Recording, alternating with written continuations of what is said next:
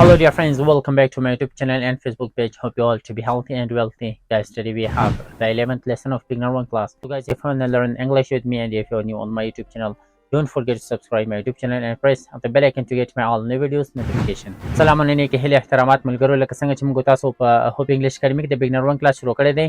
نو نن دغه Beginner 1 class ولسم درس ولسم لیسن دی چې په دې لیسن کې به موږ تاسو د ناونز پر اخرنۍ برخه باندې خبرې کوو چې هغه ته په انګلیسي کې ویل کېږي material nouns.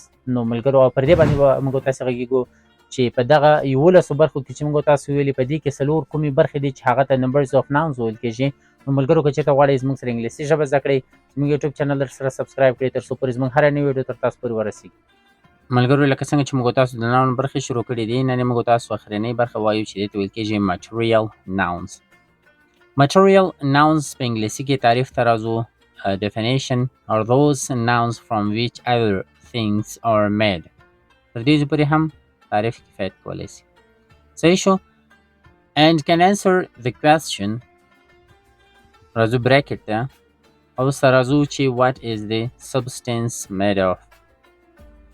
راځو examples ته plastic, cloth, silk, milk, cotton.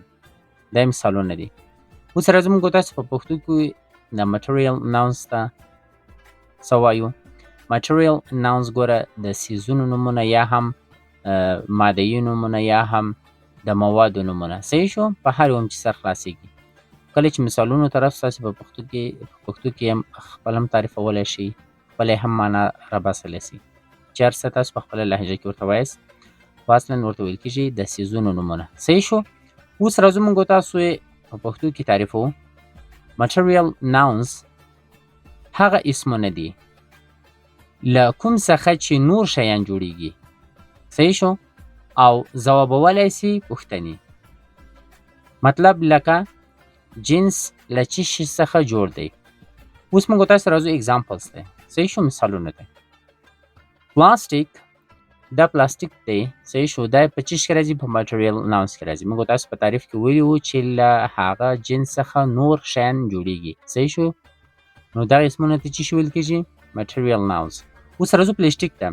پلاستیک څخه ګوره موږ تاسو قسمه قسم شیان جوړولی سو. اول دا قلم ته وګورئ دا له څه څخه جوړ دی له پلاستیک څخه. دا پوښې همدا رقم د اوبو لولې موږ تاسو له څه څخه جوړې کړي دي له پلاستیک څخه. بل هر شیان دي چې موږ تاسو له پلاستیک څخه جوړ کړي دي. بیا راځو موږ تاسو کلات پر. صحیح شو. ټوټه. نو له ټوټې څخه ګوره کالي هم جوړېږي.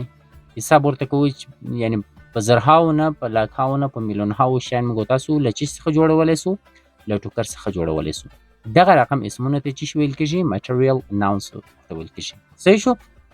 اوس silk. silk چې دی وریښمۍ ته ویل کېږي. له وریښمۍ نه ګوره موږ تاسو ښایسته ښایسته شرټ کالي همدارقم واسکټونه قسمه قسم شیان جوړولی سو. صحیح شو.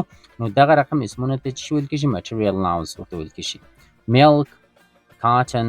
صحیح شو. شیدې دي موږ تاسو له غوا نه رالوسو له هغه نه مستې هم جوړولی سو له هغه نه مطلب ترویې هم جوړولی سو. شړومبې ورته وایي ترویې ورته وایي. صحیح شو. یعنې له یو شي نه چې بلها شیان جوړ سي هغه ته material nouns ویل کېږي. لکه اوس کاټن پنبه له دې نه موږ تاسو څه شي جوړولی سو بالښت توشکه بړستن بلها شیان ترېنه جوړولی سو. نو دغه رقم اسمونه ته څه ویل کېږي material nouns ورته ویل کېږي. اوس لکه ووډ لرګی. صحیح شو.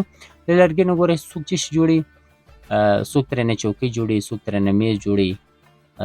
یعنې په دنیا کې که موږ تاسو وګورو بې شماره شیان دي چې هغه له لرګي څخه جوړ سوي دي.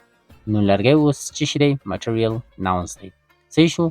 د موادو اسمونه یعنې د څیزونو اسمونه. صحیح شو. اوس موږ تاسو که مثلا سټیل راواخلو همدارقم موږ تاسو زینې ترېنه جوړولی سو. صحیح شو. د زینو په څنګ کې چې نردې ورته وایي دا ترېنه جوړولی سو. بدنۍ ترېنه جوړولی سو. قسمه قسم شیان ترېنه جوړولی سو. همدارقم که موږ تاسو اوسپنه راواخلو له اوسپنې څخه موږ تاسو چوکۍ جوړولی سو میزونه جوړولی سو. همدارقم یعنې په دنیا کې څه شی چې موږ تاسو وینو اکثریت یې له څه څخه جوړېږي له اوسپنې څخه جوړېږي. نو دغه رقم اسمونه ته څه ویل کېږي material nouns ویل کېږي. او اوس راځو ملګرو موږ تاسو په numbers of noun باندې خبره کوو. موږ تاسو څو برخې د noun ویلې وې 11. په دې 11 کې اصلا 2 برخې د nouns دي. صحیح شو. چې د څلورو نورو ته ویل کېږي numbers of noun، یعنی د شمېر نومونه. د شمېر نومونه څنګه ځینې جمع کېږي، ځینې کمیږي، ځینې شمېرل کېږي، ځینې نه شمېرل کېږي. په دې خاطر باندې څه شي ورته ویل کېږي؟ numbers of noun. موږ تاسې countable uncountable nouns ویلې څه شو. اوس countable هغه اسمونو ته ویل کېږي چې موږ تاسو شمېرلی سو. صحیح شو. uncountable nouns هغه اسمونو ته ویل کېږي چې موږ تاسو نشو شمېرلی. یعنی ټول بحث پکې روان دی د شمېر. نو په دغه خاطر باندې numbers of noun ورته ویل کېږي. صحیح شو. اوس موږ تاسې که راواخلو regular، صحیح شو، منظم یا قاعده‌ایي اسمونه. صحیح شو. irregular دا مطلب چې موږ تاسو غیر قاعده‌ایي اسمونه ورته وایو یا غیر منظم اسمونه ورته وایو. صحیح شو. لکه regular موږ تاسو وایو چې پین دی که نه، پنز په اس باندې جمع کېږي، ای اس باندې جمع کېږي، آی ای اس باندې جمع کېږي.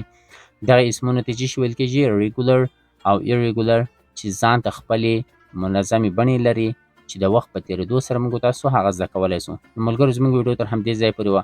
تر راتلونکو ویډیوګانو مو پر سپیڅلي رب سپارم. ښه وخت، ښې شېبې. الله محافظ. ناصر.